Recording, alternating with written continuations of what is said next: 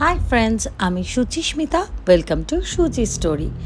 আপনারা ভালোভাবেই জানেন আমি থাইল্যান্ড ঘুরে বেড়াচ্ছি, আর থাইল্যান্ডের এটা একটা মিনি ব্লগ।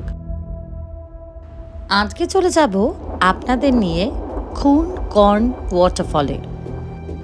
ওয়াটারফল আপনারা প্রত্যেকেই দেখেছেন, কিন্তু আমি আজকে আপনাদের নিয়ে যাচ্ছি 1400 মিটার ট্রেল করে খুন কর্ন ওয়াটারফলে।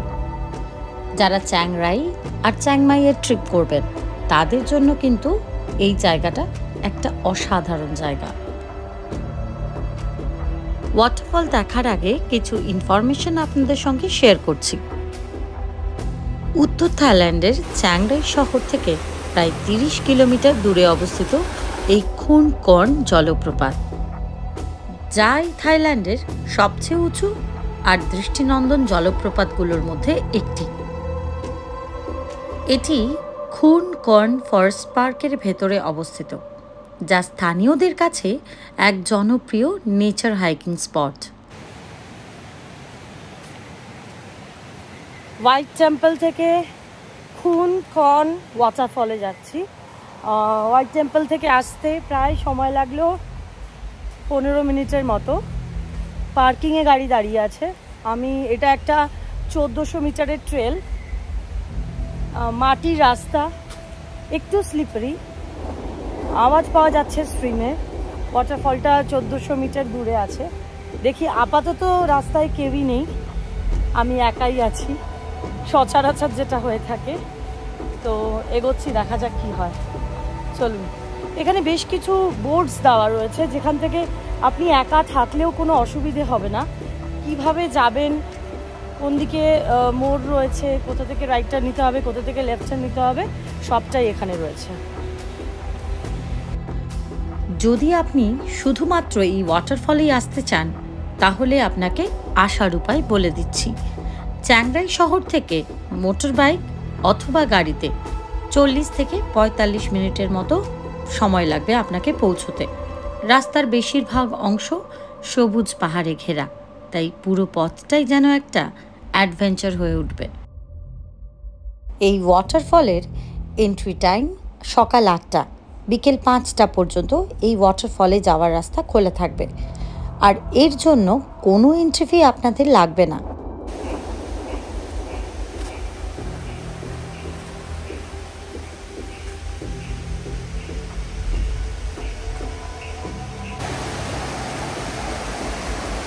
এখানে একটা সাঁকো মতন রয়েছে,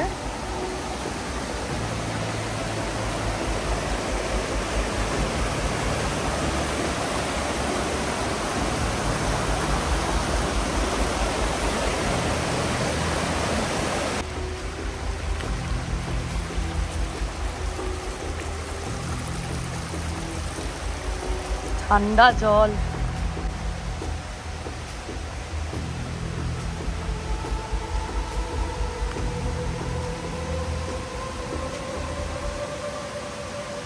এই যে বোর্ডগুলো আপনারা দেখতে পাচ্ছেন, এই বোর্ডগুলোর মধ্যে লেখা রয়েছে এই জঙ্গলে কোন কোন পাখি আর কোন কোন পশু আপনারা দেখতে পারবেন।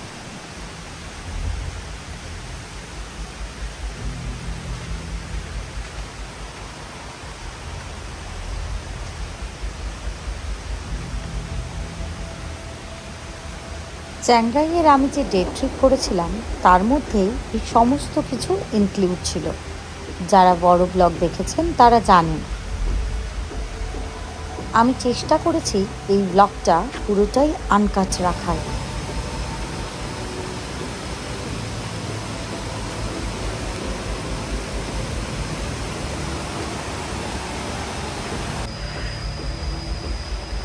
এটা হলো রেস্টিং এরিয়া। যদি হাঁটতে হাঁটতে হাঁপিয়ে যান তাহলে এখানে রেস্ট নিতেই পারেন, কিন্তু আমি রেস্ট নেব না। 800 মিটার এখনো আমাকে চলতে হবে এই পথে।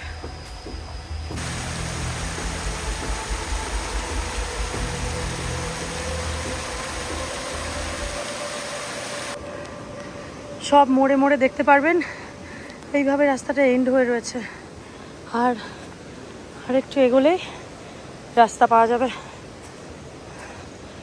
এই যে রাস্তা, পুরো ঢালু। ওই যে ওই রাস্তা দিয়ে যেতে হবে।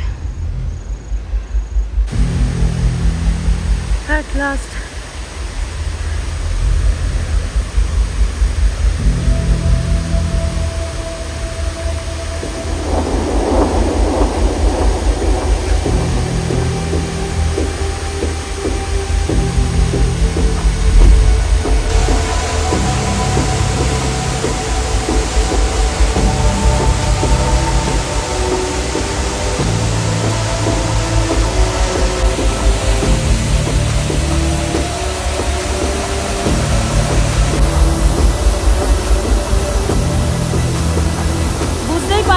কতটা ছাট, জাস্ট এখানে দাঁড়ানো যাচ্ছে না, এত ছাট আসছে ঝর্ণার। তবে এতটা হেঁটে এসে এরকম একটা ভিউ সত্যিই সার্থক।